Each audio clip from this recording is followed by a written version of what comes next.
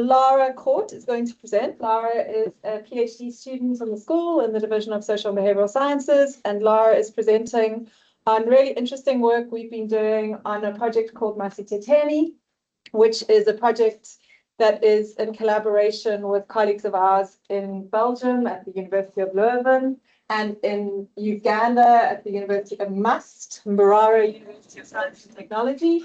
And it's around looking at simulating intergenerational communication about sex and sexuality, and particularly caregivers for younger adolescents. So Lara will talk more about the project, and this is based on formative work we've already conducted, and Lara's been doing super interesting complexity mapping and creating causal loop diagrams. So we're excited to get everyone's input and hear what you have to say about what we are doing. So thank you, Lara. And I will log in on mine to help be able to manage. Okay. Thanks everyone for joining me. Thank you for everyone for joining me. This is a great introduction, so I'm just going to jump straight in. Just to briefly overview what we'll be talking about today. So I just want to provide just a broad, sorry for the TSPS staff that are here, but again, but just about the project as a whole, and really where what we're doing today fits into kind of the whole process, if that makes sense. Then talk a little bit about how almost use Masithetheni as a case study, so how one would go about developing a causal loop diagram in a very brief, summarized manner, and then just to talk about really how we did ours for our project, and then talk about the different subsystems that we identified within this phenomena of caregiver and early adolescent sexuality communication. And then what we really wanted to talk about today is this is a part of our stakeholder process. So you are the scientific stakeholders that we are talking to. So really just to open the floor in terms of the factors that or the variables that we've identified, and I'll talk today a little bit about some of the leverage points that we've also we've settled on it slightly, and would really like to get your feedback in terms of just a bit of discussion in everything we might have left out, or where you think something is pertinent, or yeah, just some feedback if you have any with regards to our loop diagram and our leverage points. So just to quickly talk about the Masithetheni as a project. So Masithetheni is, or Let's Talk in isiXhosa, is based on work that's already happened in Uganda with some of our MUST colleagues from Mbarara. So this is a collaboration between KU Leuven, Mbarara, and ourselves. And our Ugandan colleagues have run and tested a similar intervention in Uganda in a rural dwelling area, in quite a different context to ours here in Cape Town. So the main aim of this project is to take that work further. So it's, to our knowledge, the first African developed, which is not based partly or wholly on another program or evidence-based intervention from a high-income country. So it's the only one that we sort of know about to the best of our knowledge. So we are now going to take this African developed EBI and put it into our context. They're actually doing similar work into a refugee context in another part of Uganda. So yeah, so we are contextualizing this intervention to Cape Town and adapting it, and then we will run and test it ourselves within our context and see the differences, yeah, and report back on some results.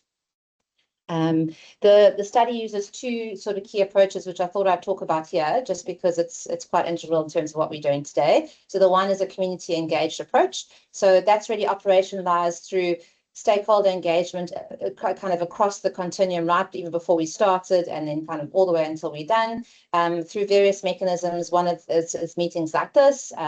We are doing co-creation or co-adaption with community stakeholders as well. We also are working in very close connection with a community-based partner called the MCSJ, or Movement for Social Change and Justice, as well as a community research group that is not only linked to our project, but others in the school. So that is very much integrated into the project in terms of how we adapt and contextualize our this program. Next is the systems thinking, which I don't really want to talk too much about because it's kind of built on I'm not sure who attended our workshop last year, but this approach really is a way to understand or kind of conceptualize complexity within a phenomena. So a lot of public health interventions in the past might have not been as effective as possible because they failed to recognize as well as understand and incorporate complexity into their kind of intervention design. So that's really what we're not wanting to do. So we're using a systems approach to really give us some tools. Come in. Give us some tools to help us understand and also visualize that complexity so that we can include it in our intervention design. So that's really what the approach is about.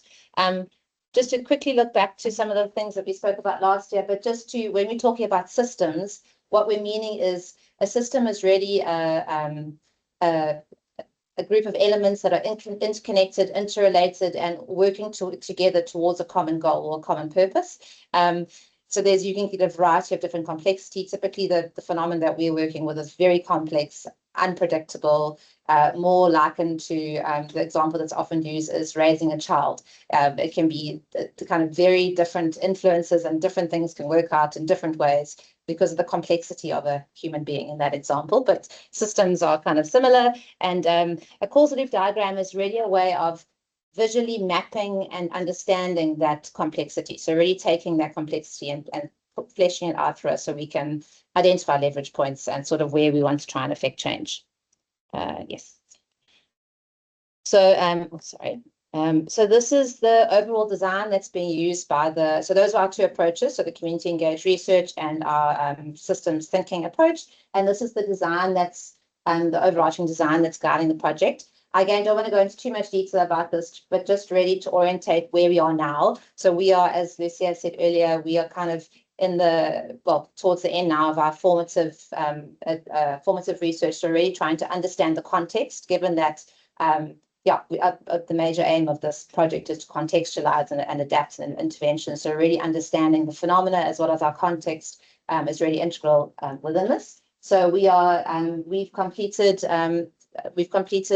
interviews, which I'll talk about a little bit just now, but we are here in this systems mapping section over here, which is step 2 of the project, where we try and understand local context. And then, as I said earlier, we are using this very kind of stakeholder engaged process. This is just to talk to how we are, where we are, how this meeting fits in, I suppose, kind of just to say that. But we had developed this causal loop diagram in KU Leuven with a group of stakeholders, and then we kind of brought the diagram to our partners at MUST and really had quite an engaging, extensive process of where we kind of went through some of the factors and redesigned the diagram. And now we are over here where we are engaging with scientific review of our causal loop diagram. And then from here, we're moving on to meeting with decision makers to really kind of work on that kind of community voice, I suppose, to see kind of where we are and what other interventions exist and how ours might fit in. And then lastly, we'll be going to our community reference group, to get kind of a different level of feedback with community-based feedback again in terms of the things we've identified and the areas of change that hopefully we can intervene in. So that's where we are.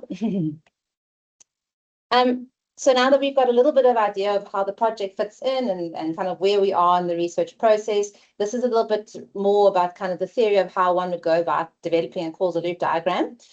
So in the Masithetheni, we kind of skipped the draw rich picture phase, which we did kind of afterwards with the team. But effectively what you would do with drawing a rich picture is really fleshing out everything you know about phenomena, if that makes sense. So we are talking about our phenomena under investigation here is communication, sexuality communication between early adolescents and their caregivers. So everything you know about the topic, rich pictures are used in health systems as well, I know, but kind of fleshing out everything you know, really, in pictorial form, just depending on how and who you are doing it with, but that's everything you know on paper in pictures.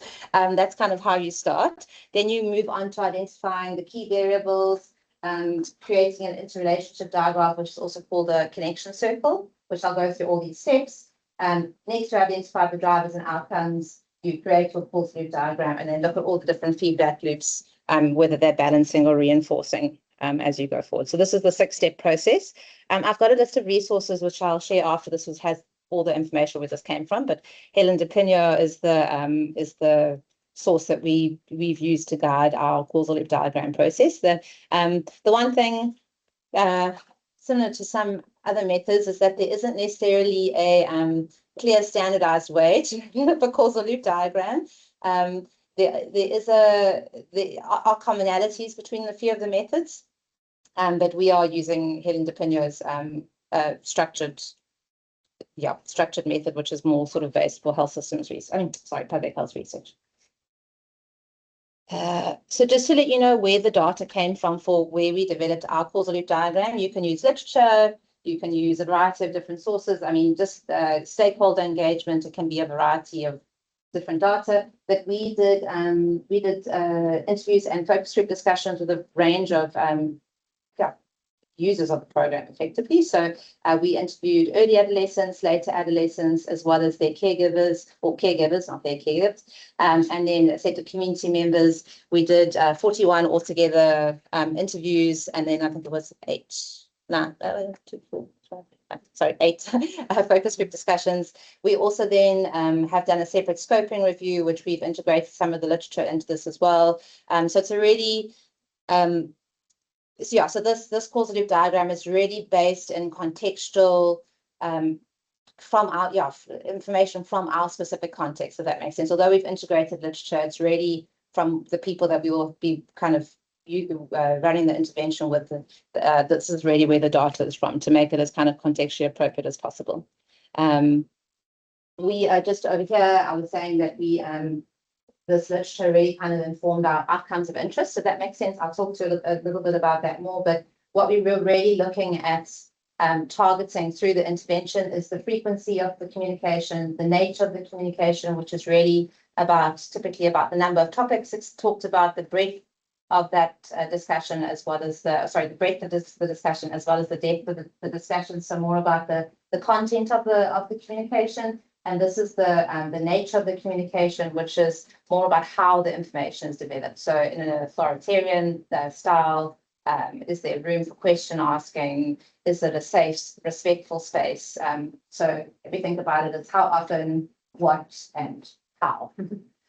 So those are the outcomes that we're hopefully aiming to improve through the intervention. So what we did with this is we coded, I did primarily a lot of the coding, but we did qualitative coding, looking specifically for variables, looking specifically for connections between variables, and then pulling out these codes onto a list, which we then discussed as a group, as a team together in Belgium, actually. You're supposed to end up with about 12 to 15 variables, but we had 44 from the qualitative work, which sounds very typical about qualitative work. It's very rich and in-depth data. So this is what our connection circle looked like. And there's definitely method in the chaos. But from your identification of variables from whatever data source you're using, in our case, qualitative data, including literature, you then move into plotting all of these variables within a circle. When naming these variables, there's a few things you've got to think about when developing a causal loop diagram. Firstly, you need to think about whether you are, so the thing that you are describing, if that makes sense. So for us, it was whether we were talking about a perception, whether we were talking about a behavior, whether we were talking about an outcome. So yeah, just being specific about what exactly you are naming. When you kind of get to this stage, you're also trying not to, when you're naming your variables, it needs to be a noun, if that makes sense, so not something that you are doing, but it is a concept or a construct or a behavior or a perception. So you're not talking about communicating to, you're not communicating to, that wouldn't be part of this, but maybe I think frequency of communication would be a variable that you would use. So that was something that we discussed a lot. So I'm just making sure I'm saying everything here. There's a lot of, similar to qualitative coding, a lot of often collapsing and separating of variables as you kind of go through the process. So trying to understand whether a concept is the same or possibly separated. So there was a lot of that as we were kind of going through this connection circle. And often when you're, and also when you're naming the variables, it's very important to either have a neutral or a positive naming for it. So if it wouldn't be lack of caregiver motivation for this communication, you would have motivation for communication. So you have either a just some tips if you ever decide to do this in the future. But within this connection circle, what the next step is, once you've got all your variables, is you compare each variable to each of the other variables in pairs. So for example, you compare this variable to this variable to this. So you kind of go from every single variable, you go across the circle, which is a very long and extensive process. But what you're trying to identify within that is if there is a direct relationship. So this is really the tricky part, to try and work out if one variable is related to the other. Firstly, next is if they are related, are they possibly mediated through another variable, or is there a direct relationship? So within the connection circle, you don't plot mediated relationships, it's only directly related relationships. So that's the process that we went through after doing this. We did it in groups as well as in, there were 3 of us that did this together. So we did it together as well as independently, and kind of did some quality checking as well. So the point of this, just to quickly add, is really this connection circle is such a really fantastic way of challenging everything that you're thinking about your phenomena, if that makes sense. So if your mental model that sometimes you're not even actually aware of necessarily. So that rich picture is a way of kind of fleshing out your mental model about how you're thinking about your topic or the phenomena under investigation. And then here is really where you are getting into the nitty-gritty of how you think about this topic and the relationships with different elements. It's a really wonderful process. So from there, we actually then started developing the causal loop diagram, and some of the things we thought about, sorry, stand here.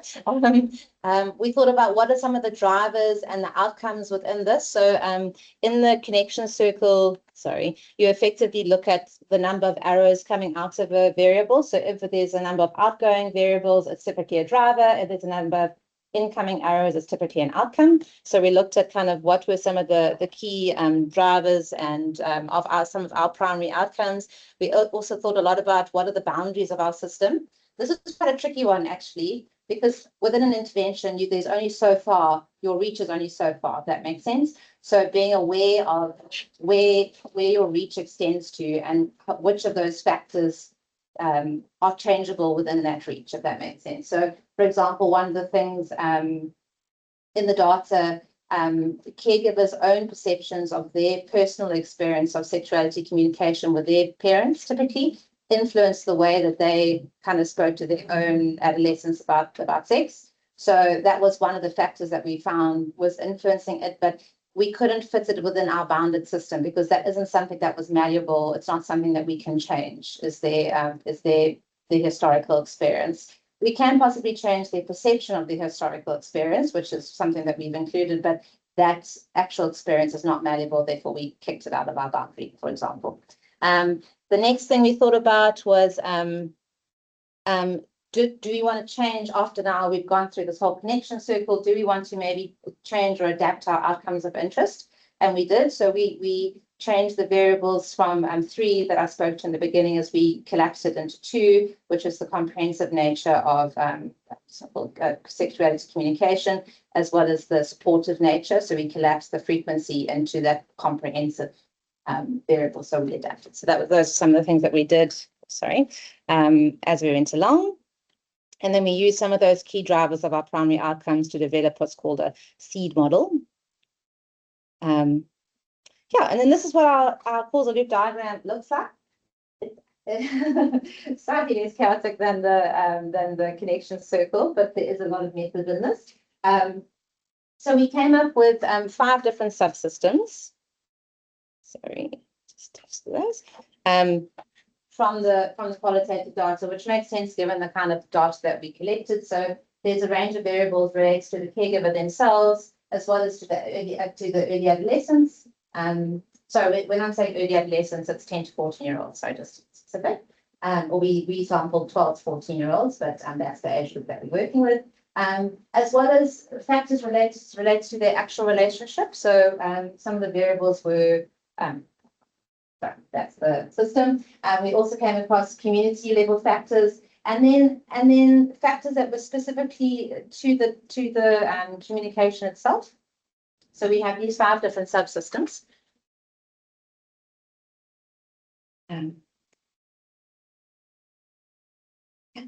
And these are some of the key drivers, and so this is our list of variables. So I can see the very fine. But these are the drivers or some of the variables that came out of our discussion and all our reading and whatnot. What I've put there in the blue and the green is the blue are slightly weaker drivers. They were on the whole drivers, but they weren't as strong as the ones in green. So they were also they could be influenced by other factors, but they were primarily a driver. So what's interesting to note, I think, with here, before I move on to showing you the causal loop diagram, is you can see the strength of the caregivers and how they are actually influencing adolescents' behaviors and perceptions within the sexuality communication. So that was very encouraging for us, showing that we are indeed targeting the right area. So that was interesting for us. Here. Also, in terms of how the interrelation, the importance of the relational factors, if that makes sense. So some of the variables that we came across was understanding between adolescents and caregivers. I'm sure anyone with teenagers or who knows teenagers just feels like you don't understand me. That feeling of being understood by your caregiver is really integral when working with early adolescents. Or kind of communicating with the early adolescents, and that feeling of connectedness, which we a variable which kind of covered warmth, emotional attachment, security, well, not attachment actually, because that's also a non-malleable factor. Emotional warmth, connection, feeling of safety, feeling of being respected. Yes, the importance of those interrelational factors. One of the other key drivers which came up was this positive experiences. Okay. Positive experiences with sexuality communication. So in the data, even if it not even necessarily the sexuality communication, but positive experiences with being supported within that relationship almost had this knock-on effect where kind of this, we call it a reinforcing feedback loop, where it kind of spurred on further variables as it went along. So that was one of the key drivers which we found. And of course, the community factors, which we called HIV stigma, and the fact that sexuality communication is just in general taboo, never mind between early adolescents and their caregivers, but kind of generally taboo to talk about. And there's and what we termed mixed messaging was this receipt of different messages from either your peers, from community members, from different caregivers. Within the community. So the sort of key drivers for us were definitely related to caregivers, as well as those relational factors, and then community factors as well.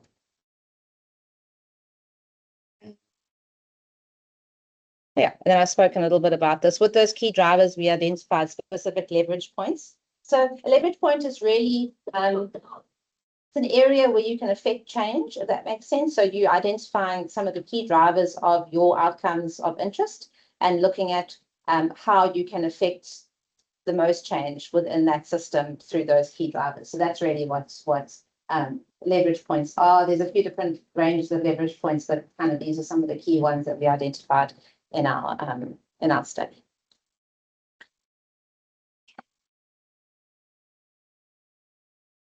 I just want to jump quickly. Sorry, and I realized I didn't actually. Sorry, I'm just going to load. We used a program called Kumu.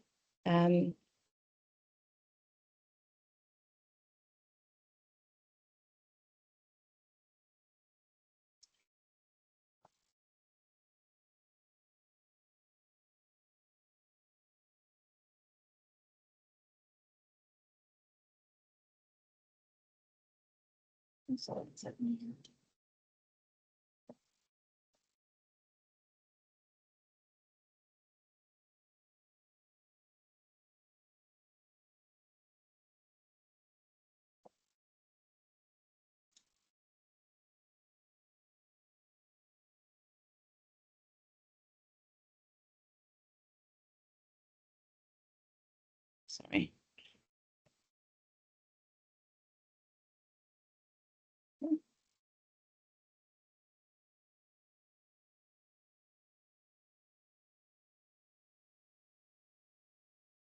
Apologies. Put you under pressure. Oh, sorry, I know. Sorry, I should have done this beforehand. Oh, what's going on? Sorry about that. Give me a moment. Sorry. Yeah. If we can take a 5-minute break for me just to. No, well, are Sorry. there questions while Lara's logging in? Are there? Yeah. Sue.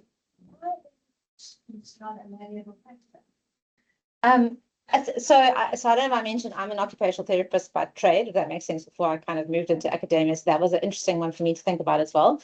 But so attachment is very much developed during early infancy. So it's well, to a degree, yeah. So by the time most of the evidence says, I mean, there's still that connection and warmth, if that makes sense. There's still that connection that you can work on, but if the official attachment is a 0 to 5, after 0 to 5, that attachment is typically built. Yeah, that was something. So I'd originally actually termed connection as attachment, and then I went back and did a lot of reading, and I was like, I'm actually not using the right term because it's a it's not actually, it's malleable to a degree, but the roots are definitely in early infancy and early childhood. So it's really interesting as our Ugandan team is working on a similar program, but with parents of younger children, even because that's such an important factor. That's a gap. Yeah. And actually what they did originally, because that is such a, so they're doing it for 1,000 days. Yeah.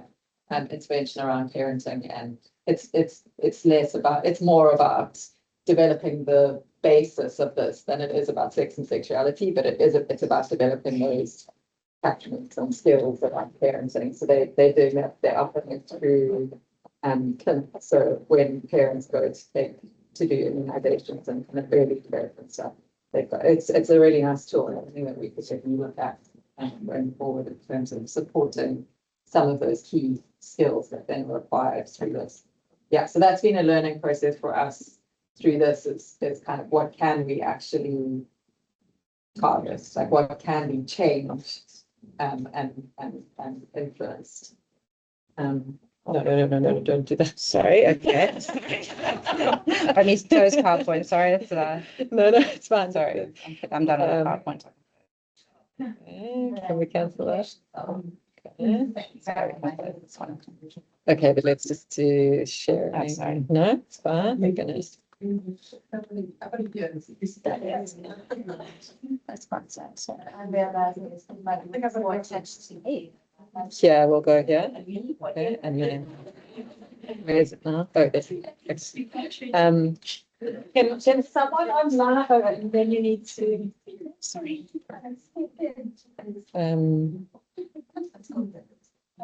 Yes, we need to now do the displays. No, it's fine. I just want to make sure everyone can see it. I think once you're at a certain psychological maturity. Can you see it? Extend. Duplicate? We can duplicate. No.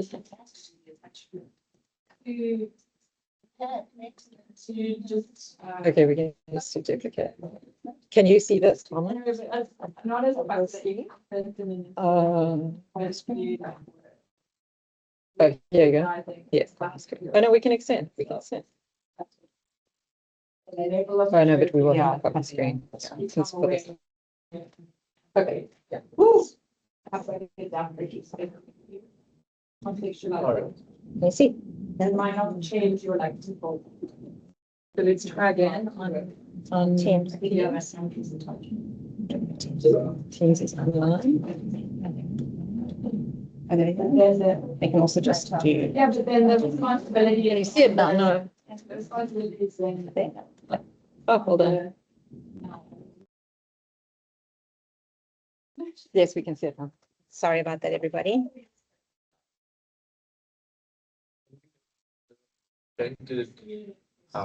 Cast.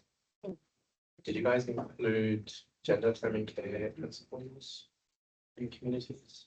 So that specific, what came out of the data specifically with that was that there is a very big disconnect in terms of whether depending on your gender is quite relevant in terms of, so your gender is quite relevant in terms of the amount of silence that you receive as an adolescent. So that's specifically linked to that, as well as a lot of the discussions were about how comfort is the level of comfort that or discomfort really that parents or caregivers and their early adolescence experience in different gendered communications. So yeah, so that's really where that specific variable came out. But no, just to add to that, it's because we were collecting the data, we haven't used it in the way that we'll design that spreadsheet. Yeah. But certainly we have to consider it. And that's one of the very stark differences in the Ugandan context and our context is the Ugandan context. There's a whole lot of stuff that can't be addressed at all because of their context that we have to think about in terms of issues around gender, LGBTQI issues, and care, all of I was those. just thinking because it's such a beautiful scaffolding for our communities. Yeah. And if we have the scaffolding of gender neutral terms, we do remove to a certain extent taboo. And also separating, sex talk for boys, sex talk for girls. Yeah. If we need to stop separating, it needs to be a joint conversation. Mm. So that's where my brain went. So the gendered sexuality, I mean, that's the variable that we've used to try and incorporate, how it can be a malleable factor, if that makes sense. That's one of the things we're going to talk about a lot with the last stakeholder meeting with the community reference group is how do we integrate all of this in our specific area.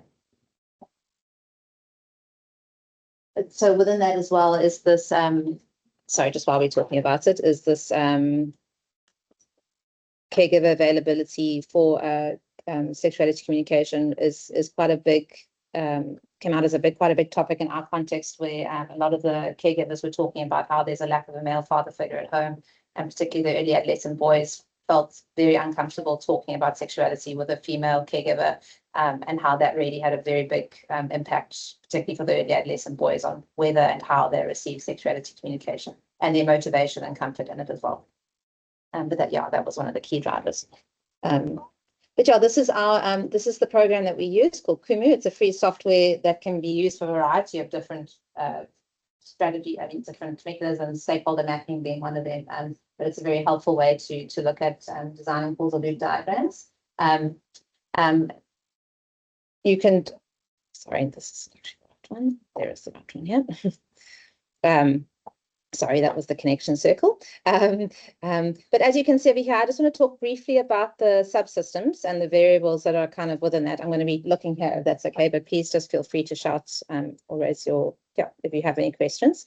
But let's maybe first talk about the caregiver variables that were identified.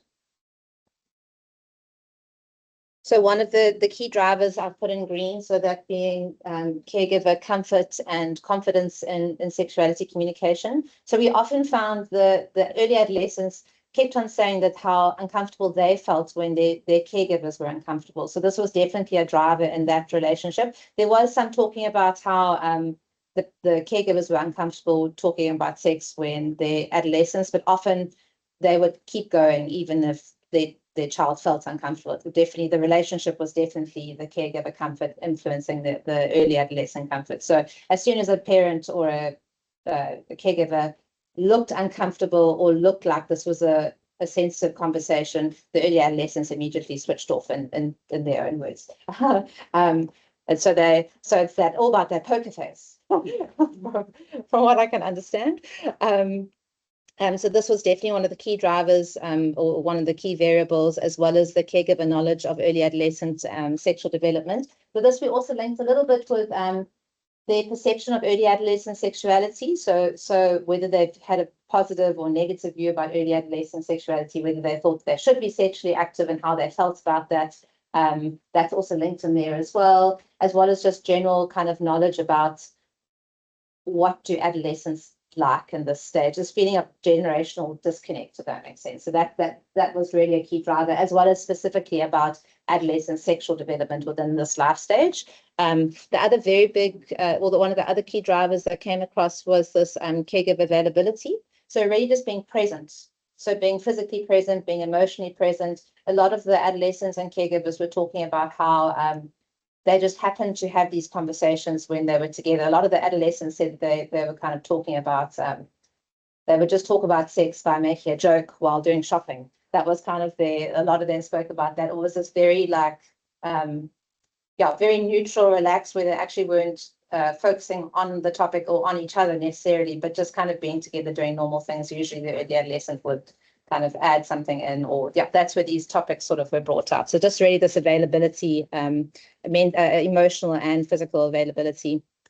Some of the other key factors were this perception of caregivers that talking about sexuality is related to the level of sexual activity in the child. So if I talk about sex to my child, it's going to make them want to have sex. Or I only talk about sex to my child when I think that they're having sex, or I see their friends having sex. So it's this a reactive communication, if that makes sense. So only it's a response to possible sexual activity. Another one was this perception of adolescent sexual safety. So often when adolescents were perceived as being unsafe, that often motivated, or they thought that it was more necessary over here. So this often drove this perception of whether the sexuality communication was necessary or not, which then drove their motivation. So so this has also come up in the literature and some of the other studies in South Africa on other similar interventions, where often where communities were felt to be unsafe, that acted as a trigger towards parents actually being motivated to talk to their kids about sexuality, but often it was in a very limited, the comprehensiveness and the supportiveness was fairly low. So just because it was happening doesn't mean it was happening in an extensive manner, or kind of very risk-based, if that makes sense. So that was one of the topics. And then another big driver another variable is this responsiveness. So I was actually going through another quote yesterday where the young man was saying that he made a joke with his mom and she just turned it into a lecture, and she didn't respond humorously as well. And then now he was saying about kind of he desperately avoids having further sexuality conversations with her, but literally because of the way that she responded to his initiation of the conversation. So that's just an example of how when these topics are initiated by the early adolescents, the way that the caregiver responds within that, whether it be authoritarian, and examples of swearing, shouting, disciplining, judgment is a very big one. So how the caregiver responds within these conversations is a very key factor as well.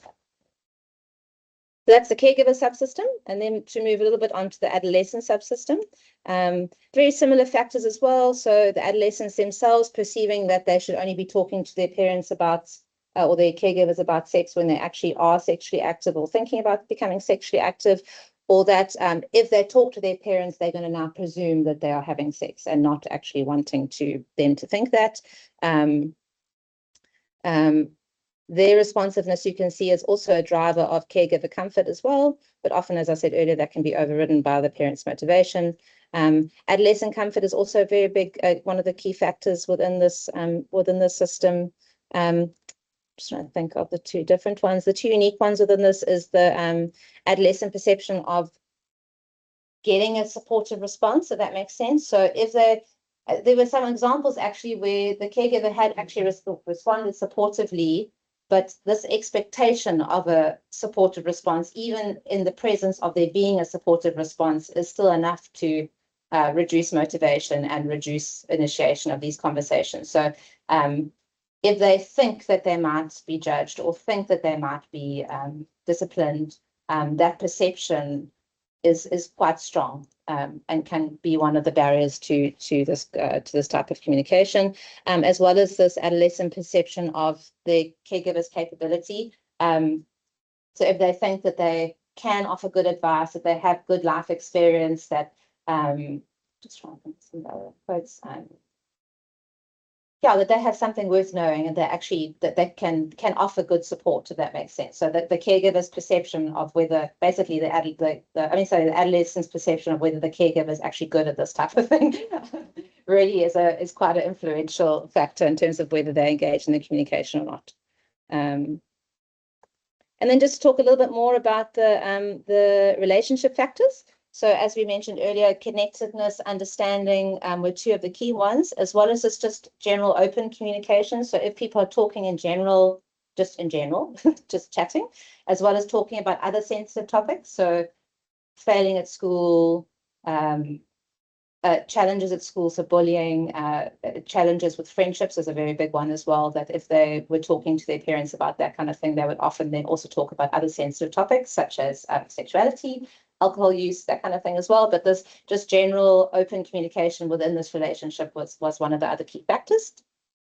And then some of the systemic factors were, as I said earlier, was this kind of general taboo of sexuality communication, not only for the adolescents and caregivers, but within the caregivers themselves. So caregivers, I mean, I can think of maybe one of the 15 interviews where the caregiver said that they actually speak about sexuality communication with their child, with other parents. That it's just, there's this kind of lack of sort of peer support in terms of being able to have these communications, because it's not something that's spoken about more generally. So that was one of the key factors, not only between that relationship, but also for caregivers themselves. This thing of mixed messaging, which I spoke about already as well, HIV stigma, which we don't need, is really self-explanatory, and this peer support. Peer support was also an interesting one. So it relates to peer pressure for adolescents as well as for caregivers.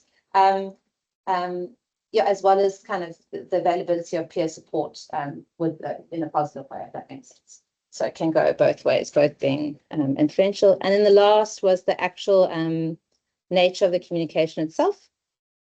So gendered sexuality communication. Oh, sorry, this is actually not, this is an old term. Let's quickly change that. Sorry, it's supposed to be gendered. Oops, sorry.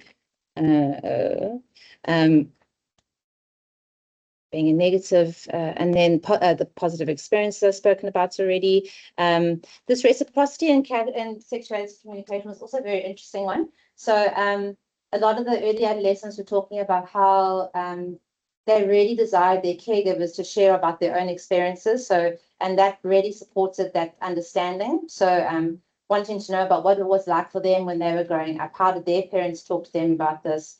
What was it like when they had their first sexual experience? The one later adolescent was even saying that he said he talked to his mom about his recent girlfriend. He was like, "When last did you have sex?" Really expecting this. If I'm going to be open with you, you have to be open with me. I mean, yeah. So this level of openness within the relationship and mutual sharing also really is to help that the caregivers perception of the adolescent's perception of the caregiver's capability. So that feeling of, oh, they've actually been through it before, they understand me, they can actually offer me good advice on this. So it's kind of, that's the feedback loop there. But reciprocity is particularly for the early adolescents, was quite important. Yeah, just in terms of feeling understood, and I think it was almost kind of a way of bridging. Yeah. So these are the different subsystems, and I've highlighted the major leverage points that we identified in green. But I think really maybe we can open it up for discussion if that's okay. There's about 15 minutes left, I think. Yeah, so any questions about any of the variables, if you think that maybe we've used the wrong name, or if you think that there's a key factor that we've maybe left out. The feedback loops is something that we're still busy working on. So for what we've got to do now in this next sixth step is really looking what is called balancing loops or reinforcing loops. So balancing is where so reinforcing loop effectively would keep either encouraging or discouraging the factors for infinity unless a change was kind of affected on that loop, and the other way around, a balancing loop is kind of where a factor is negated by either increased or decreased by another. So that's what we kind of need to look at in this next section. Good job. Has anyone got any thoughts or questions? With the peer support, because peer support is both a mitigating factor and maladaptive. Yeah. Also, how are you guys planning to mitigate? Because you said the sample was 12 to 14. Yeah, we interviewed 12 to 14, so but that's 10 to 14 is the age group. Because I mean, if you think about it, a lot of our sexual education isn't necessarily related to sex from a foundational phase. Like when we're taught you don't have to hug a stranger or something, that's actually consent. So that's also what I like about Angola is that they're starting so young, is they're also taking in the developmental stages of attachment, but they also have the possibility of already nipping it in the bud from the start. Because I feel, well, with my clients that are already 10, they already have been speaking about sex for the last like 3 years. With their friends, not usually with their caregivers. So I mean, I don't know any kids that have these conversations. I didn't have the conversation with my parents. So that's also where my concern comes in. We have 10 to 14-year-olds. They're already starting to talk about sex now, like grade 1, grade 2. Is this too late? Is this too late? Not necessarily that it's too late. I'm just. We've had that discussion as well, don't worry. My brain is just trying to think, how do you mitigate? Because it kind of goes back to the mixed messaging. Yeah. Because now you're learning from your peers, and there might be a mismatch between when parents start Exactly. implementing the change. So we might have someone in the community that's already gotten the good level amount of communication and all of the positive things, and someone might not have. And then we know how broken telephone works. I mean, you end up with someone that thinks that you're supposed to sleep with a condom, and that's how babies don't get married. And then they get it as an infection because they thought that's how it works. So my brain's just kind of also going, how are we mitigating for that with the age group? Yeah, it's a good question. I mean, ideally, you would be wanting to, so the Ugandan intervention was with early adolescents. So that's why we're using this age group, just to say that. But I think I agree with you that that was one of the things we spoke about in our meeting with MUST, actually, particularly because they've now developed this life stage, sexuality communication across the life stage, and sort of how the 10 to 14-year-olds is actually, I mean, ideally, you would be wanting to get in at like 6. Really, to start the conversations, but you wouldn't necessarily be having the same conversations. I suppose it's just really to catch up. So with early adolescence, for example, you can still, in terms of adolescent sexual health, early adolescence really represents like a window of opportunity where often sexual debut hasn't necessarily happened, especially with the 10 and 11-year-olds. So you can still get in with good quality sexuality information at an age before they start necessarily becoming sexually active, I suppose as we would term it. There's also a lot more relational proximity between not necessarily the same as when they were in earlier junior school, but there is definitely, compared to the later adolescence, this relational proximity. So there is, the parents say, still does have a way, it's still weighted rather, in terms of how they conceptualize something. So I think I agree with you that, I mean, ideally it's very much earlier, but early adolescence presents this definitely like this window where we can still use caregivers because they still have some sway, and to get in there before sexual debut. That's sort of the primary reasons. And I think this peer pressure, one of the ways that we conceptualizing it as well is also definitely for the caregivers. So if we can, through running a group intervention, create peer support where people don't feel like they're having these conversations alone, or in fact having negative peer pressure to not have these conversations or to have them in a very unsupportive, uncomprehensive manner, which is currently what all the caregivers are saying. That I was reading the one interview yesterday where the lady was saying, her neighbor came and told her that her daughter had been doing something, and she's like, I don't know why I did it. I just went and shouted at my child. I didn't give her anything to talk about because I didn't want my neighbor to hear that I hadn't disciplined her. Why did I do that? I should have just let her talk. That's kind of, I'm paraphrasing, but that's kind of what she said. But this negative peer pressure. So if we can, in terms of a leverage point, if we can, through a group intervention, create positive support and then hopefully increase social capital for sexual and reproductive health. That's sort of the angle that we're going, because we can't work on kind of adolescent peer pressure, if that makes sense. So that's sort of where the angle is there. But I mean, those are all really good thoughts. We've also thought through them ourselves. Just ask, do you mind any differences between cultural diversity And also, like with social media, really to your point, your geographical context is not just your peers now, but it's a globalized peer context. So, because maybe social media, could that be a facilitator or a barrier to? That was interesting, actually. So within the mixed messaging, so one in the interviews, we actually asked, we were asking that earlier, this, how did you find out what you know about sex and in the focus groups as well? And I was expecting internet usage to come out a lot more. And I'm not sure if it was I was wondering if it was just an early adolescent interview, if they were maybe shy to talk about their internet use because they know that, you know, it's not necessarily a good thing to do. So I'm not sure if that's why they didn't talk about it, but it really didn't actually come out as a major source of information. Peers were a major source of information, face-to-face engagement, particularly actually with cousins, interestingly enough. So cousins, very big, and peer discussions, not necessarily as much instant usage as what I expected to see, but definitely peers are a bigger source. Just the cultural. And are you meaning within Khalicha or compared to Uganda? Was it mainly like the responses was the homogeneous group of responses? Yeah, so we have a fairly homogeneous. So it's a very fairly homogeneous in terms of the where the intervention is going to take place. That makes sense. And So compared to Uganda, was it like how would our South African know the results compared to?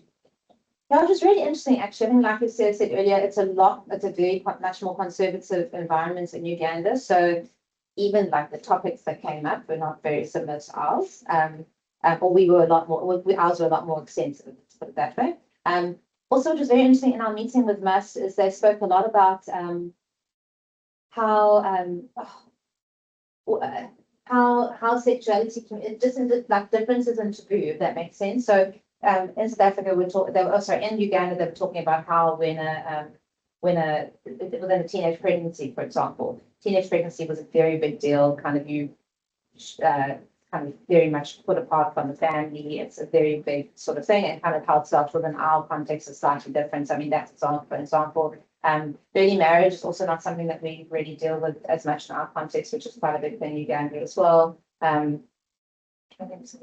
Well, the gender yeah. stuff is completely taboo, and anything around LGBTQI, like any kind of And contraception. like contraception is an issue outside of marriage. Even actually talking about sexuality communication, Yeah. they had to change the name of their program from saying talking about growing up as opposed to talking about sexuality. They had to really couch in like development and they could, because of very just even like the wording that could be used. So our context is very, very different in terms of how we can approach the topic and even some of the actual factors themselves.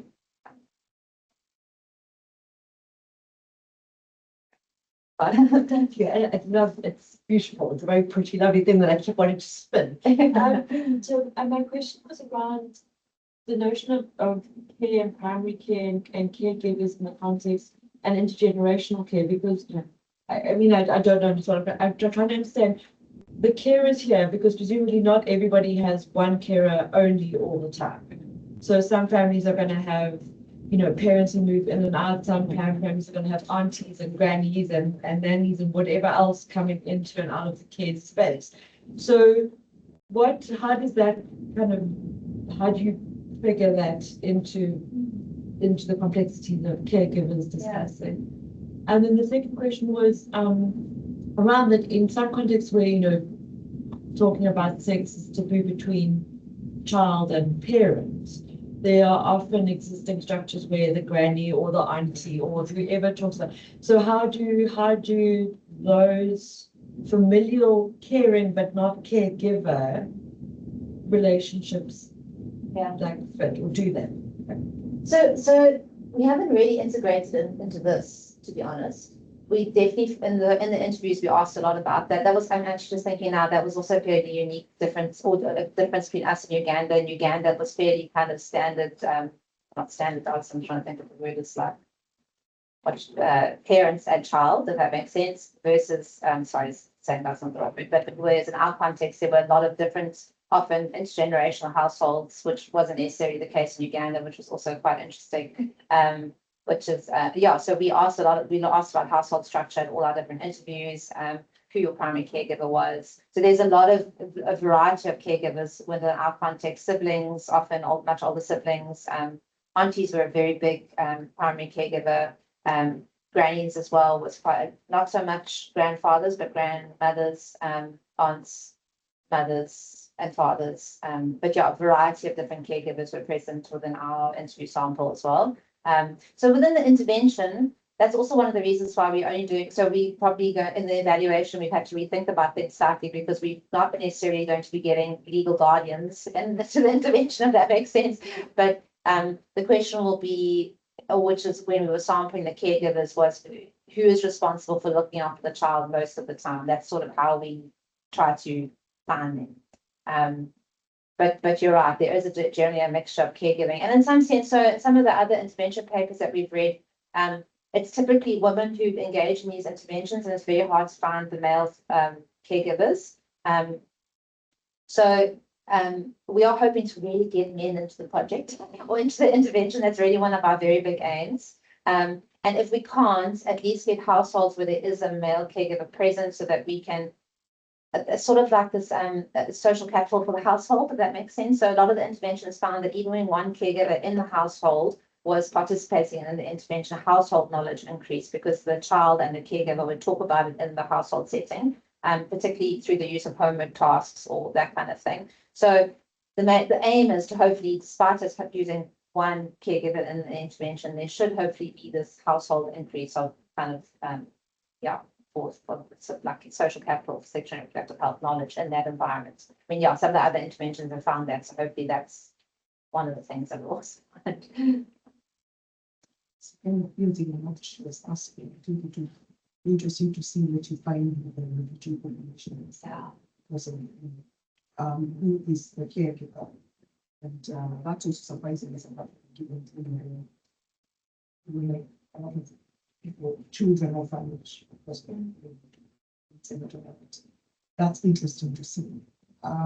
What I was wondering about is the reciprocity, the limits of or bounds of reciprocity in a context where already, adult versus child, and where the kids are, in terms of their development, the stage of everything, and the expectation that we as peers share. And when we think about where the kids are developmental, psychologically, that the establishing the identity, 18 years-ish. Development models, right? Yeah. So they are that stage of trying to develop of identity versus role confusion is what the stage is called. Yeah. So might that then lead to inadvertently like role confusion, because am I a child, am I an adult? I mean, if you're having this conversation, how does reciprocity work? And this is also the cultural context where children should be seen and not heard for starters. So can you say you've got nothing to say, you're a child, an African child, and maybe not just, I just see, from East Africa, so that we shut up. Traditionally there's a quite it's hierarchical. it's very hierarchical, So it's interesting, it would be interesting to see what the caregivers, because the adolescents feel that they should be, reflecting muscle, which is normal at such an age. Around 12 years, where they should be trying to show they are. But then how does that respond from the caregiver's point of view? Yeah, I mean, so it was in the interviews, it was ranging a lot from literally just wanting to hear about, so I remember the one daughter saying about her mother saying, I just want to hear about what happened when my mom and dad started dating. Like, what did they do? How did he, what did he do to capture, that kind of thing, just pure, I want to say down here, dating and relationship, that kind of thing. And just general sharing of experiences. It was definitely the older and later adolescents were kind of more wanting to know about if I'm going to share my sexual history, you need to share yours with me too. Well, I mean, I'm not sure we're going to get much bite of that in the intervention, but I think more just almost, for me, it's about the concept of reciprocity. So that's this thing of mutual sharing to whatever degree within the relationship that's appropriate. And I think it's also very much linked to this connectedness and understanding as well. So I think that's almost like a forebearer for reciprocity, if you know what I mean. If you know, if the caregiver knows where their adolescent is at and what level to share on them, I think is also which to share with them, I think is important as well. But yeah, I think it's, I mean, I don't think it's something we're gonna be able to describe in terms of the level of reciprocity expected, if you know what I mean, within the intervention. But I think it's, for me, it's more just this concept of that the children actually just really want to know that their caregivers were once sexual beings and in relationships and going through similar experiences. I think that's, even with puberty, that was a very big thing. So like if the mother shared about her own experience of starting menstruation and the daughter, you know, this event of shared, this mutual sharing of, yeah. So yeah, I think it's going to be an interesting thing to talk about. I agree with you. I think that there's As you know, so even something like simple like menstruation. Yeah. has that, sensitive. rather than levels, maybe sort of what they see as the limits. Yeah. Rather than levels. Where the boundaries are, yeah. That's a good thing. Yeah, I think it's a really good thing. It's one, so if people need to leave, no, we can carry on the conversation, but I'm just flagging in case people are rushing off to another meeting. You're welcome to leave. Feel free. Yeah. Okay. This is more of a process question. How did you like think about and choose your leverage? So that was really just with some of the key drivers. So I think just looking at so where there was a lot of connections. So so like I sort of pull caregiver. So you can see the amount of ins and outs going through comforts. So it's a primary driver as well as an mediating factor, as well as a outcome as well. That makes sense. So really just looking at which were some of the key points, as well as some of the key drivers. That's really what we, and then also in communication with MAS, that was, so we developed these with MAS to run the intervention before and kind of found, yeah, which were the points that worked really well in their intervention. That's sort of how we came up with those. Yeah.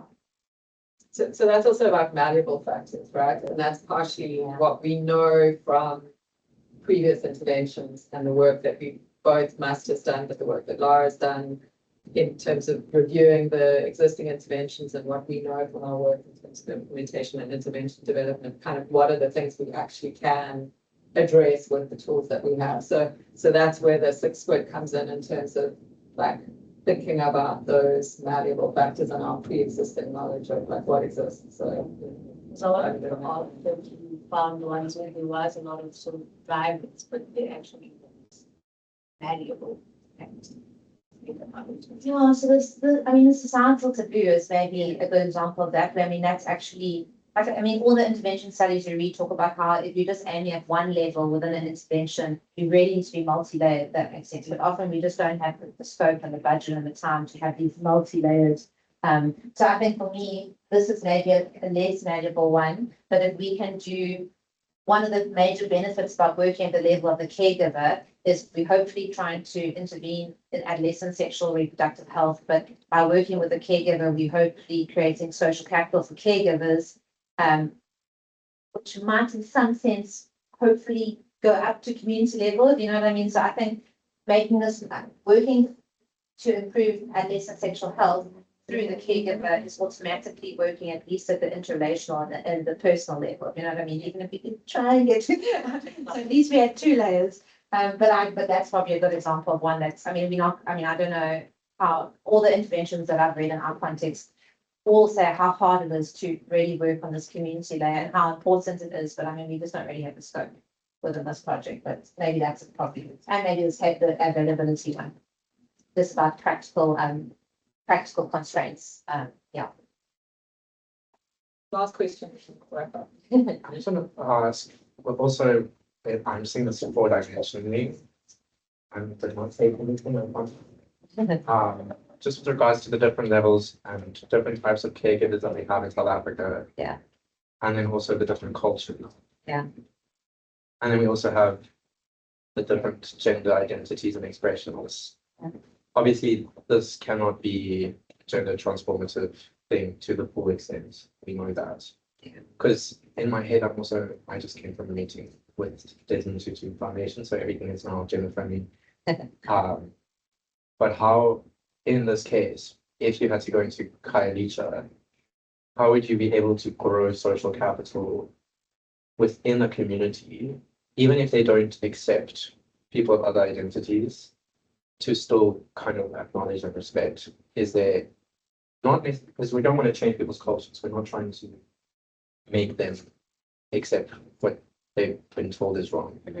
But is there not a possibility of using that social capital to also explain, but like bring positive change? Because I mean, the theory of change.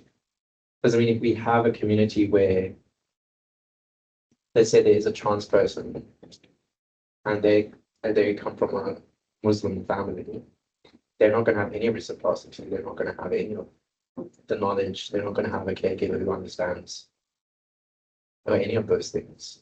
So in my head, I'm also just thinking, how do we make sure that this is safe for everyone, but everyone still gets something? And obviously we can't target everyone, but also to make sure that we're not missing people out. I think the gender aspect is really something we're going to work with. So that's not at all a Ugandan intervention. So for me, that was one of the so we're doing co-creation and co-adaptation over a few workshops with the CRG and other end users. So for me, that's probably one of the major parts that we're actually going to have to work together with the community member themselves in terms of creating an appropriate, acceptable, feasible program. If that makes sense. So I don't actually have the answer. It's a very good question. Yeah. To be fair, Eleanor would probably call me the goblin right now for making similar points, but yeah. Yeah, but I mean, and it's nowhere in the current intervention. So I think, yeah, that's one of that will be really one of the bigger ones that we'll have to discuss when we're doing the design, because I think. And so the idea is to be influenced by CSE, right? And CSE includes gender, has a gender component to it. So I think that would be something that we would push. So when we go with the prototype, we're going to go with a full prototype. And I think the idea is to then adapt backwards based on, there's no, we can't determine the conversation that happens in the household, but we can determine the conversation that happens in the room when we're facilitating it. We also can't determine the conversation that happens when we share the intervention outwards and it's facilitated by other people, right? And that's the issue that, Christine's dealing with in terms of how teachers deliver it at schools. We can't control that, but we can make sure that the intervention tries to cover as much of this stuff as possible in terms of sexuality, in terms of gender, in terms of some of the more difficult conversations. And that's, we've had those conversations with the CRG as well. There's some level of resistance, but it's always interesting when we have the conversation in the room that people are relatively open to it. It's how you ensure that those conversations happen beyond the space, which we can't always do, but we'll be able to assess in the outcomes. And that's why this is an evaluation. We'll have to look at based on knowledge prior and see what, if there's any significant change stories, and we can see whether there's difference in that way. Thank you, Lara. Thanks everybody. If you want to engage more around the leverage points, then let us know, because we'd love some more input. If there are any that look like they are wrong or that you want to chat to us more about. Thank you for your time. Thanks everybody. Thanks everybody online.